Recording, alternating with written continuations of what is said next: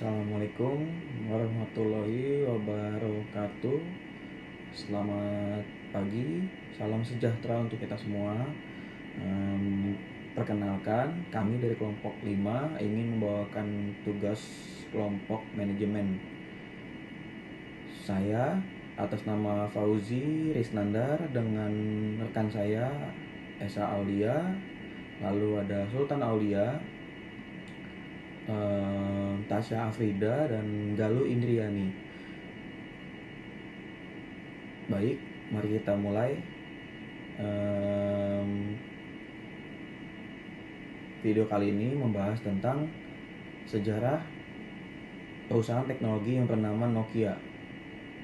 Nokia, mantan raja ponsel pada masanya.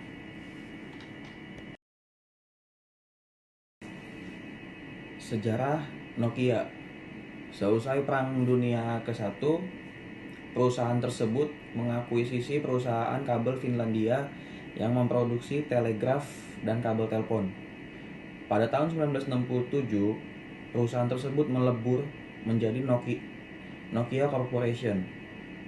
Perusahaan tersebut berfokus pada produksi mesin pembuat bubur kayu atau pulp dan pembuat kertas. Di tahun 1920, perusahaan ini menjadi salah satu perusahaan produsen kertas yang terbesar di Eropa. Perusahaan telekomunikasi yang sudah berkiprah selama puluhan dekade ini dulunya merupakan perusahaan pengolah bubur kertas di Finlandia. Bahkan nama Nokia diambil dari nama komunitas yang tinggal di kawasan Sungai Äänekoski yang terletak di Finlandia Selatan. Perusahaan Nokia saat itu didirikan oleh Fredrik Idestam pada tahun 1865 sebagai perusahaan pengolahan kayu dan karet. Perkembangan Nokia dari masa ke masa. Peran Nokia sebagai perusahaan penyedia perangkat seluler dimulai pada tahun 1983.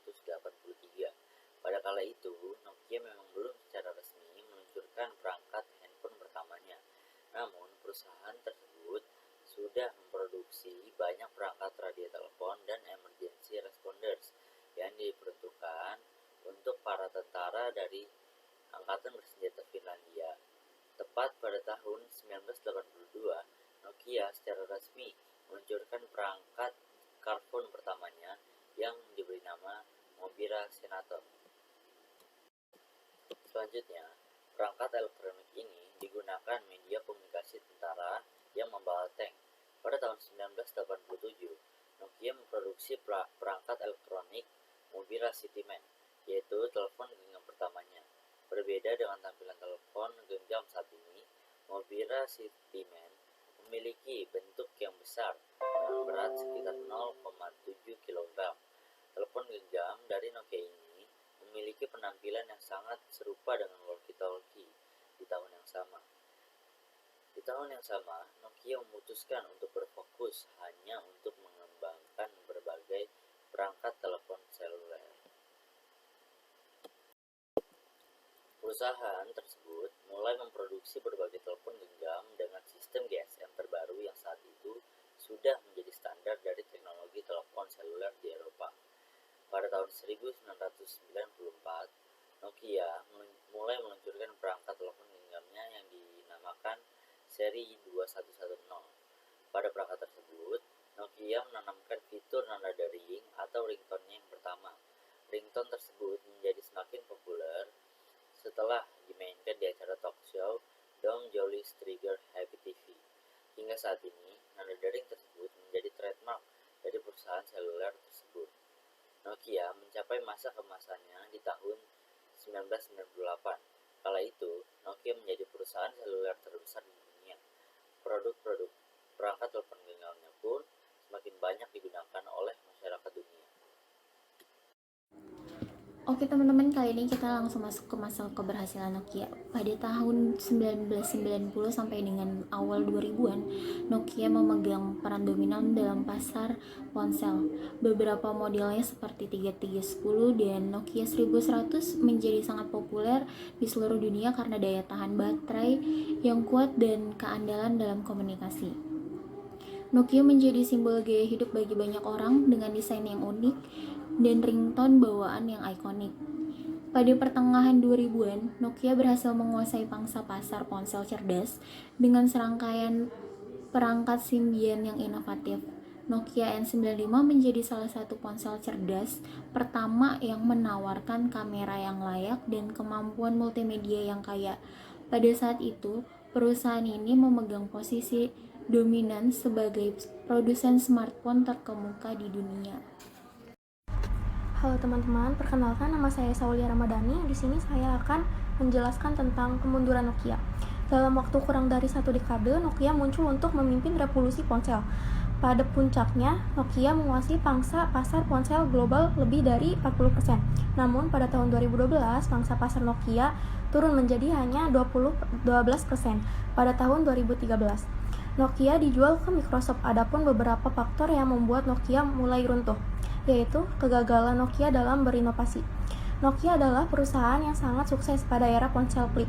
Namun, perusahaan ini gagal untuk berinovasi dan beradaptasi dengan perkembangan teknologi. Yang kedua yaitu kegagalan Nokia dalam mengikuti tren.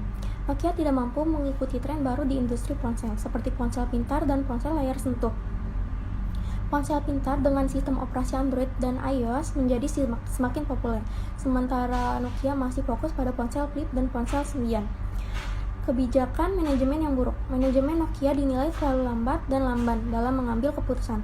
Perusahaan ini tidak mampu merespon dengan cepat perubahan yang terjadi di industri ponsel. Sekian dari saya, terima kasih. Kesimpulan yang dapat kita ambil dari pembahasan materi ini adalah keruntuhan Nokia merupakan pelajaran berharga bagi perusahaan-perusahaan teknologi lainnya. Perusahaan-perusahaan tersebut harus terus berinovasi dan mengikuti tren terbaru agar tetap kompetitif. Dari cerita tersebut, ada beberapa pelajaran yang dapat dipetik dari kemunduran Nokia. Di antaranya, yang pertama ada inovasi adalah kunci kesuksesan dalam industri teknologi. Perusahaan harus terus berinovasi untuk tetap kompetitif. Nah, yang kedua, ada perusahaan harus mengikuti tren terbaru di industrinya. Jika perusahaan tidak mengikuti tren, maka perusahaan akan kehilangan pangsa pasarnya. Nah, untuk yang terakhir, manajemen harus cepat dan tanggap terhadap perubahan. Perusahaan harus mampu merespon dengan cepat perubahan yang terjadi di industrinya.